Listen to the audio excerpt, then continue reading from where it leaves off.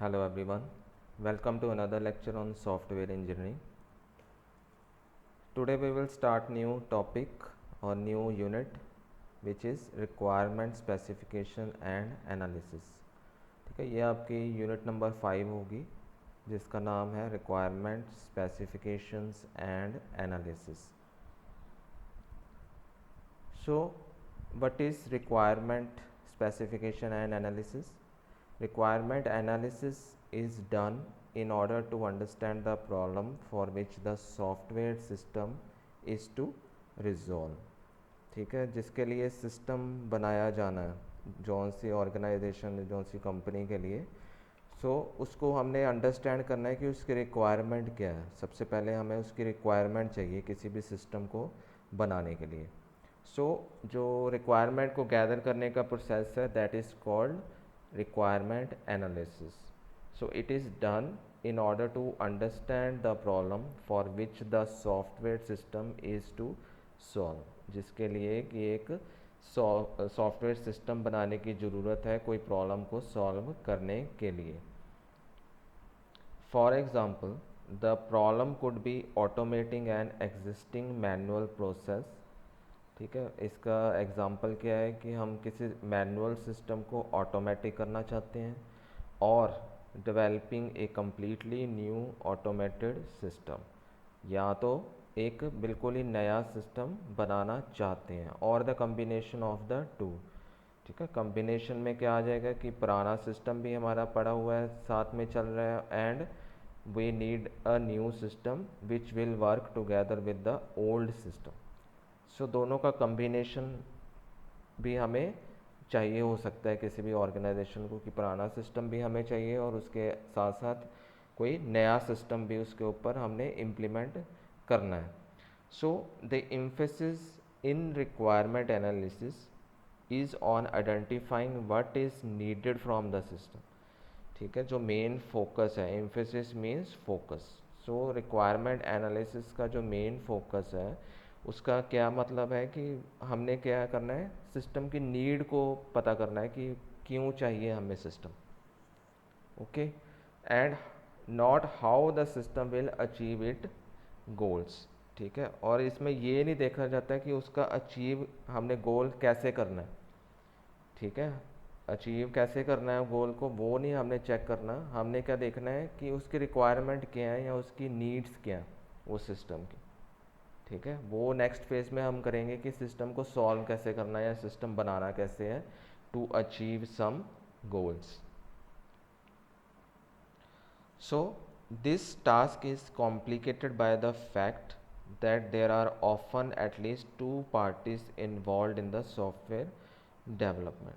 ठीक है, अब कोई भी रिक्वायरमेंट स्पेसिफिकेशन या एनालिसिस जब करते हैं तो उसमें बेसिकली दो पार्टीज़ होती हैं या दो तरह की टीम्स होती हैं. ठीक है, फर्स्ट है क्लाइंट एंड डेवलपर. ठीक है, first is client, second is developer. ये दो टीम्स जो होती हैं उनको रिक्वायरमेंट स्पेसिफिकेशन या एनालिसिस चाहिए होता है. ठीक है, किसी भी सिस्टम को बनाने के लिए. क्लाइंट कौन होता है, जो सिस्टम जिन्होंने सिस्टम की डिमांड की है, और डेवलपर कौन है, which is the person who is going to develop the system. So they are developer. So the developer usually does not understand the client's problem domain. ठीक है, अब डेवलपर को अपने आप नहीं पता होता है कि जो यूज़र है, पर्टिकुलर यूज़र है, उसको किस तरह का सिस्टम चाहिए, क्या उसकी रिक्वायरमेंट्स क्या हैं, उसकी नीड्स क्या हैं. ठीक है, and the client often does not understand the issues involve in software system. ठीक है, अब दूसरे तरफ क्लाइंट को पता नहीं होता है कि जो उसकी प्रॉब्लम्स हैं, जो इश्यूज़ हैं, उसको सॉल्व कैसे करना है, या वो उसको अंडरस्टैंड नहीं कर पाता कि मुझे ये सिस्टम चाहिए. ठीक है, पर इसमें कौन कौन से फंक्शंस होंगे वो उसको नहीं पता होगा. वो किसको पता होगा, डेवलपर को. और डेवलपर को क्या नहीं पता होगा कि यूज़र को क्या रिक्वायरमेंट है. ठीक है, तो आपस में दोनों का कम्युनिकेशन नहीं होता. This causes A communication gap. ठीक है, इसकी वजह से जो लास्ट पॉइंट है उसके according this causes a communication gap. Communication gap किस में बनता है, क्लाइंट में और डेवलपर के बीच में. ठीक है, because both are not interactive और interacted with the problems of each other. ठीक है, दोनों को एक दूसरे के जो प्रॉब्लम्स हैं वो पता नहीं होती। ठीक है, कम्युनिकेशन नहीं होता direct. So which has to be adequately bridged during the requirement analysis. अब ये इस गैप को क्या कौन भरता है? जो रिक्वायरमेंट एनालिसिस करता है। ठीक है ना। सो सिस्टम एनालिस्ट का मेन काम है क्लाइंट और डेवलपर को आपस में कम्युनिकेट कराना या इन दोनों का जो गैप है उसको रिमूव करना। So next topic is types of requirements. In order to understand what requirements are, it is necessary to know why one needs them. ठीक है, in order to understand what requirements कि requirements क्या हैं ये पता करने के लिए हमें क्या करना पड़ेगा? It is necessary to know why one need them, क्यों उसको रिक्वायरमेंट क्यों है। ठीक है, basically requirements are statements that indicates what a system needs to do in order to provide a capability, utility और benefits। ठीक है, रिक्वायरमेंट्स क्या हैं? स्टेटमेंट्स होती हैं जो कि बताती हैं कि सिस्टम का उसका यूटिलिटी और उसकी बेनिफिट क्या होने वाली है। ठीक है, वो उसकी कौन सी कैपेबिलिटी होगी, सिस्टम क्या कर पाएगा। ठीक है, वो उसकी नीड्स डिसाइड करता है कि अगर कोई सिस्टम मैंने टेम्परेचर मेजर करने के लिए लेना है तो मुझे उसमें से उसकी नीड क्या है कि टेम्परेचर मेजर। ठीक है, सो उसमें मुझे सेंसर लगाना पड़ेगा टेम्परेचर मेजरमेंट का। सो उसकी नीड पे डिपेंड करता है कि उस सिस्टम का कैपेबिलिटी क्या है। ठीक है, so requirements are generally prepared during the early stages of a project system development life cycle और SDLC। ठीक है, अब रिक्वायरमेंट क्या है कि जो स्टार्टिंग फेजेस होते हैं, 7 फेजेस हमने स्टार्टिंग में पढ़े थे SDLC में। सो ये जो रिक्वायरमेंट फेज है this comes under the initial और early stages of the project system life cycle. ठीक है, जो स्टार्टिंग के फेजेस हैं उसके बीच में हमें रिक्वायरमेंट डिसाइड करनी पड़ती है। Next, there are 2 types of system requirements. ठीक है, 2 तरह की रिक्वायरमेंट्स होती हैं। First is functional requirements and second one is non functional requirements. So what is functional requirements? Functional requirements define the basic system behavior। ठीक है, functional requirement में क्या पता लगता है हमें सिस्टम के बारे में? उसका बेसिक बिहेवियर पता लगता है कि उसमें इनपुट क्या होगी, उसका आउटपुट क्या आएगा। ठीक है, उसके इंटरनल फंक्शंस के बारे में पता लग जाता है। ठीक है, so essentially they are what the system does और मस्ट नॉट डू। ठीक है, इसमें क्या पता लगता है कि सिस्टम क्या करेगा और क्या नहीं करेगा। And can not be thought of in terms of how the system responds to input. ठीक है, and can be thought of in terms of how the system respond to inputs. Means जो हम इनपुट्स दे रहे हैं इस system को वो कैसे उसको प्रोसेस करके उसको आउटपुट में कन्वर्ट करेगा। Functional requirements usually define if then behaviors and include calculation data input and business processes। ठीक है, अब इस फिगर में आप देख सकते हैं कि पहला बॉक्स क्या है? इनपुट। ठीक है, देन सिस्टम बिहेवियर, देन जो भी इसका सिस्टम का बिहेवियर होगा it will give the output as required. ठीक है, जो हमें आउटपुट चाहिए होगी उसके अकॉर्डिंग वो उसको आउटपुट दे देगा। So this was the functional requirement जिसमें कि उसके फंक्शंस का पता लगता है कि इनपुट क्या है और आउटपुट क्या है हमारे पास। Then functional requirements are features that allow the system to function as it was intended. ठीक है, अब कोई भी सिस्टम किसी पर्टिकुलर गोल को अचीव करने के लिए बनाया जाता है। सो अगर वो गोल अचीव हो रहा है, ठीक है, that means the system is working perfectly. So उस चीज़ को वो फंक्शनल रिक्वायरमेंट की हेल्प से हम चेक कर सकते हैं। Put another way, if the functional requirements are not met the system will not work. ठीक है, तो अगर फंक्शनल रिक्वायरमेंट ही हमारी पूरी नहीं होंगी सो हम क्या कह सकते हैं? The system is not working. ठीक है, सिस्टम क्या है? काम नहीं करेगा। अगर उसकी आउटपुट सही नहीं आ रही, कुछ और ही आउटपुट दे रहा है जो हम चाहते हैं, सो हम क्या कंसिडर करेंगे, system will not work. Functional requirements are product features and focus on users requirement. ठीक है, अब functional requirements are product features. ठीक है, जो भी प्रोडक्ट हमने क्रिएट करना है फंक्शन सिस्टम के अंदर, उसके वो फीचर्स डिफाइन करता है कि इसने ये फीचर्स, इसकी ये प्रॉपर्टीज़ हैं इस सिस्टम की। ठीक है ना। सो वो सारे फीचर्स किसके अंडर आते हैं, फंक्शनल के अंदर, फंक्शनल रिक्वायरमेंट के अंदर। सो इसमें क्या है, इनपुट मिलती है system behaviour, then it will convert it into output. Then what is non-functional requirements? While functional requirement defines what the system does or must not do, non-functional requirements specify how the system should do it. ठीक है, क्योंकि पहले हमने पढ़ा functional requirement, उसमें क्या है कि सिस्टम ने क्या करना है और क्या नहीं करना। ठीक है, वेयर एज जो नॉन फंक्शनल रिक्वायरमेंट्स है उसमें सिस्टम ने काम कैसे करना है, how the system should do it, जो भी उसके गोल्स हैं उसको वो कैसे अचीव करेगा। ठीक है, वो किस में डिसाइड होता है, नॉन फंक्शनल रिक्वायरमेंट के अंदर। So non functional requirements do not affect the basic functionality of the system, hence the name non functional requirement. So non functional requirement का क्या मतलब है कि इसकी वजह से कोई भी उसकी जो सिस्टम की बेसिक फंक्शनैलिटीज़ हैं या उसके काम करने का तरीका है वो चेंज नहीं होता। ठीक है, so even if the non functional requirements are not met, the system will still perform its basic purpose. So इसलिए हम कह सकते हैं कि अगर नॉन फंक्शनल रिक्वायरमेंट्स पूरी नहीं होती किसी भी सिस्टम के लिए, पर तब भी वो सिस्टम क्या है, अच्छे से परफॉर्म कर सकता है अपने बेसिक पर्पसेस को।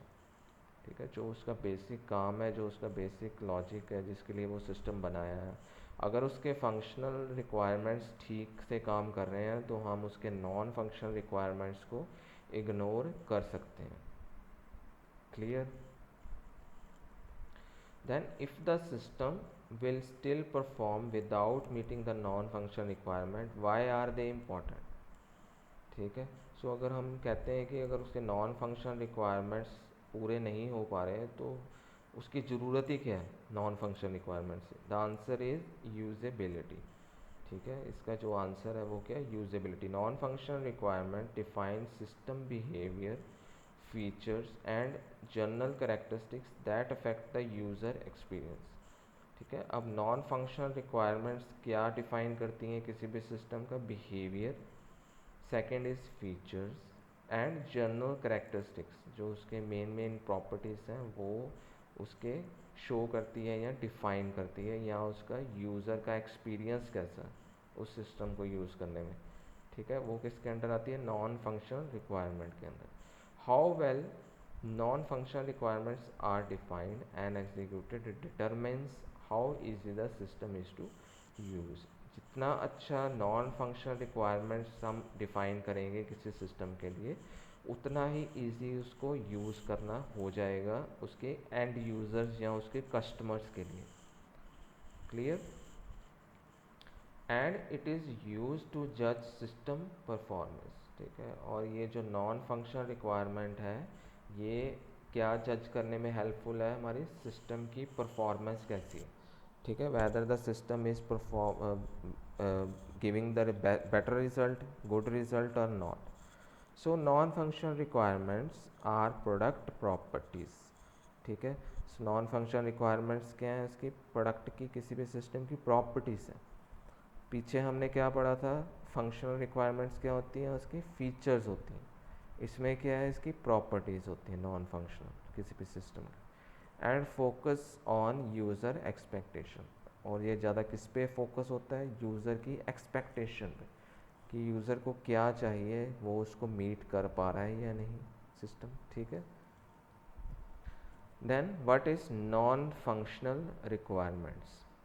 ठीक है, think about a functional requirement that the system loads a web page after someone clicks on the button. ठीक है, फंक्शनल रिक्वायरमेंट को हम किसकी हेल्प से देख सकते हैं कि अगर सपोज़ आप किसी वेबसाइट को देखना चाहते हैं, सो उसको आप उसके उसके ऊपर कोई बटन है, उसको आप क्लिक करते हो, ठीक है। सो कोई पेज आपका लोड हो जाएगा, कोई अगला पेज उसका ओपन हो जाएगा, that is under the functional requirement और फंक्शनल टास्क। कोई फंक्शन परफॉर्म हो रहा है पीछे कोडिंग में, ठीक है। अगर आप कोई बटन क्लिक कर रहे हो किसी अगले पेज पे जाने के लिए, सो वो क्या है, उसकी फंक्शनैलिटी है कि उसका फंक्शन शो हो रहा है कि फंक्शन रिक्वायरमेंट उसकी क्या है। There should be related non functional requirement specifying how fast the web page must load, ठीक है। There should be related non functional requirement. अब नॉन फंक्शनल रिक्वायरमेंट में क्या आ जाएगा कि वेब पेज कितना फास्ट लोड होगा या स्लो लोड होगा, या उसकी प्रॉपर्टीज़ क्या हैं, उसका लेआउट क्या है, ठीक है। तो कितना डाटा वो कंज्यूम करेगा, ये सारी चीज़ें हैं, ये किसके अंडर आएंगे, नॉन फंक्शनल रिक्वायरमेंट या नॉन फंक्शनैलिटी के अंदर। So without it the user experience and perception of quality are at risk, ठीक है। अब इसके बगैर जो यूज़र एक्सपीरियंस है और उसका जो देखने का नज़रिया है उसकी क्वालिटी के ऊपर, वो एक रिस्क फैक्टर बन जाता है, ठीक है। So even though function requirement is fully met, ठीक है। चाहे अगर फंक्शन रिक्वायरमेंट अच्छी तरीके से काम कर रही हैं, पर अगर नॉन फंक्शन रिक्वायरमेंट ओके नहीं है तो क्या होगा, यूज़र का एक्सपीरियंस अच्छा नहीं बन पाएगा, ठीक है। So in this figure functional requirement के अंडर क्या है, प्रोडक्ट की फीचर्स होती हैं, ठीक है। और यूज़र का रिक्वायरमेंट है कि यूज़र को क्या चाहिए, उसकी रिक्वायरमेंट वो डिफ़ाइन करता है functional requirement. Whereas non functional requirement का क्या मतलब है, प्रोडक्ट की प्रॉपर्टीज़, ठीक है, एंड यूज़र की एक्सपेक्टेशन कि यूज़र क्या चाहता है उससे, ठीक है, और उसकी प्रॉपर्टीज़ क्या हैं। So this comes under the non functional requirement. Then there is another topic related to this, which is PC's framework to identify a requirement, ठीक है, PIECES, PC's framework to identify requirement, ठीक है। किसी भी system की requirement को अगर identify करना चाहते हैं, उसके लिए एक टूल है या एक उसके लिए फ्रेमवर्क है, दैट इज़ कॉल्ड पीसीस, ठीक है। So pieces framework is a problem solving framework, ठीक है। किसी भी प्रॉब्लम को सॉल्व करने के लिए एक फ्रेमवर्क बनाया गया है जिसका नाम है PIECES, which uses to frame your investigation of the problem, opportunities and requirement, ठीक है, which uses to frame your investigations of the problem. मतलब कोई भी प्रॉब्लम्स को अगर हमने चेक करना है, उसकी अपॉर्चुनिटीज़ क्या हैं उस सिस्टम की, या रिक्वायरमेंट्स क्या हैं, सो उसके लिए ये पीसीस फ्रेमवर्क यूज़ होता है। In other words, the PCS framework is problem-solving framework that is used for the identification of problem within an existing information system, ठीक है। अब PCS framework क्या है, एक problem solving framework है that is used for identification of problem within an existing information system, कि जो system आपको ऑलरेडी एग्जिस्ट कर रहा है उसके अंदर ही अगर हम उसका प्रॉब्लम को सॉल्व करना चाहते हैं, ठीक है, या लिस्ट बनाना चाहते हैं कि इस सिस्टम की ये प्रॉब्लम्स हमें आ रही हैं, तो उसके लिए पीसीस फ्रेमवर्क हेल्पफुल होगा। PIECES in the PIECES is related to the following problem performance problems, ठीक है। पीसीस का फुल फॉर्म क्या है, क्या एक एक कर उसके अल्फ़ाबेट का क्या मतलब है, ठीक है, ये हमने देखना है। पी का मतलब क्या है, the need to improve performance, ठीक है, कि परफॉर्मेंस, पी का मतलब क्या है, परफॉर्मेंस, कि हमें वो अच्छी इसकी परफॉर्मेंस की रिक्वायरमेंट है या नहीं। आई का मतलब क्या है, the need to improve information और डाटा, ठीक है, कि हमें उस डाटा की उसको इम्प्रूव करने की ज़रूरत है या इस इंफॉर्मेशन को इम्प्रूव करने की ज़रूरत है या नहीं। The need to improve economics, control cost और इंक्रीज प्रॉफिट, ठीक है। एक ई का मतलब क्या है, इकोनॉमिक्स, कि उसका जो खर्चा है, उसकी कॉस्ट है, वो हम उठा सकते हैं नए सिस्टम के लिए, ठीक है, क्योंकि हमें नया ज़्यादा प्रॉफिट चाहिए उसके लिए। सी का क्या मतलब है, कंट्रोल और सिक्योरिटी, ठीक है, the need to improve control और सिक्योरिटी, कि सिस्टम कितना सिक्योर है, ठीक है, कितना कंट्रोल रहेगा उसका यूज़र के पास, ठीक है। So this will decided on control. E का क्या मतलब है, the need to improve efficiency of people and processes. E का मतलब है एफिशिएंसी। सो क्या कितनी एफिशिएंसी इम्प्रूव होगी या कितने प्रोसेसेस जो हैं वो ज़्यादा हो जाएंगे नए सिस्टम को बनाने के बाद, ठीक है। तो वो क्या है, ई के अंडर आएगा। एस का मतलब क्या है, the need to improve service to the customer. S means service, ठीक है, सप्लायर्स, पार्टनर्स, एम्प्लॉय, ठीक है, इन सबको जो अच्छी सर्विस अगर देनी है तो हमें इसको इम्प्रूव करना पड़ेगा। सो पीसीस का आई होप आपको पता लग गया होगा कि फुल फॉर्म क्या है इसका मतलब। Then a checklist for identifying problem with an existing information system, ठीक है। क्या क्या चेक करना पड़ेगा कि हमें पुराने सिस्टम से और नए सिस्टम को अगर कंपैरिजन करना चाहते हैं। पहला तो है परफॉर्मेंस, ठीक है। परफॉर्मेंस में आएगा थ्रूपुट और रिस्पांस टाइम। थ्रूपुट होता है कि कितने टास्क परफॉर्म कर रहा है वो, ठीक है, 1 सेकंड में, 1 मिनट में, 1 घंटे में, 1 हफ्ते में, ठीक है, that is the throughput. Then response time. Response time होता है हमने रिक्वेस्ट भेजी, कोई बटन क्लिक किया हमने वेबसाइट के ऊपर, उसका आउटपुट पेज कब खोलेगा, कितना टाइम बोलेगा, that is the response time. Then information और डाटा, ठीक है। सो इंफॉर्मेशन क्या है, आउटपुट्स, ठीक है, जो हमें आउटपुट मिलेगा वो उसकी इंफॉर्मेशन होगी। Lack of any information, lack of necessary information, lack of relevant information, कि हाँ अगर हमें सही से इंफॉर्मेशन नहीं मिल रही है, ठीक है, कोई ज़रूरी इंफॉर्मेशन नहीं मिल रही है, या जो रेलिवेंट इंफॉर्मेशन है जो हमें चाहिए उस सिस्टम के रिलेटेड वो नहीं मिल रही है, कुछ और ही डाटा वो आउटपुट दे रहा है। इनपुट्स। सो इनपुट में हमने क्या कुछ चेक करना पड़ेगा, डाटा इज़ नॉट कैप्चर्ड, ठीक है, कि जो हम इनपुट दे रहे हैं वो सिस्टम में इनपुट हो ही नहीं रही, ठीक है। Data is not captured in time to be useful. कई बार जो हमें इनपुट का डाटा होता है वो टाइम बाउंड होता है कि वो सही टाइम पे एंटर होना चाहिए, ठीक है। सो अगर वो सही टाइम पे नहीं होगा तो उस डाटा की कोई भी वैल्यू नहीं रह जाएगी अगर वो पुराना डाटा एज ए इनपुट ले लेगा, ठीक है। सो आउटपुट भी उसकी उसी के अकॉर्डिंग आएगी। Data is not accurately captured contains error, ठीक है, या तो डाटा के बीच में अगर एरर्स आ रहे हैं, ठीक है, तो डाटा एक्यूरेटली कैप्चर नहीं होगा, ठीक है। दैन इज स्टोर्ड डाटा, जो डाटाबेस के अंदर डाटा स्टोर्ड है, data is stored redundantly in multiple files और डाटाबेस, ठीक है, कि डुप्लीकेसी बहुत है। रिडंडेंट मतलब क्या है, डुप्लीकेट डाटा, ठीक है। तो डाटाबेस की अगर स्पेस ज़्यादा भर रही है तो उसका क्या मतलब है कि वो क्या है, डुप्लीकेट डाटा को बार बार एक ही डाटा को वो ऐड कर रहा है।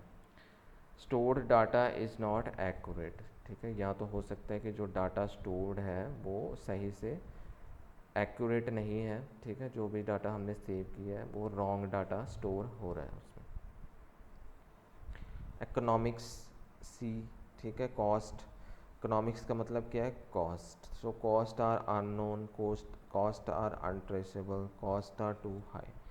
सो जो खर्चा है नया सिस्टम बनाने का या पुराने सिस्टम को इम्प्रूव करने का, वो या तो पता नहीं होगा या उसको ट्रैक नहीं किया जा सकता पुराने सिस्टम में, या तो ये खर्चा बहुत ज़्यादा होगा। सो इस चीज़ को हमने चेक करना है कोई भी नया सिस्टम बनाने से पहले। प्रॉफिट्स हमें चेक करने पड़ेंगे। New market can be explored, कि आजकल रिक्वायरमेंट क्या है, कस्टमर क्या चाहता है, ठीक है, उसी के अकॉर्डिंग अगर प्रोडक्ट बनेगा तो तभी वो प्रोडक्ट क्या है, ज़्यादा बिकेगा। सो प्रॉफिट उसमें ज़्यादा होगा। Current marketing can be improved, जो मार्केटिंग फैसिलिटीज़ हैं, ठीक है, या मेथड्स हैं वो भी अच्छे होने चाहिए किसी भी प्रोडक्ट को बेचने के लिए।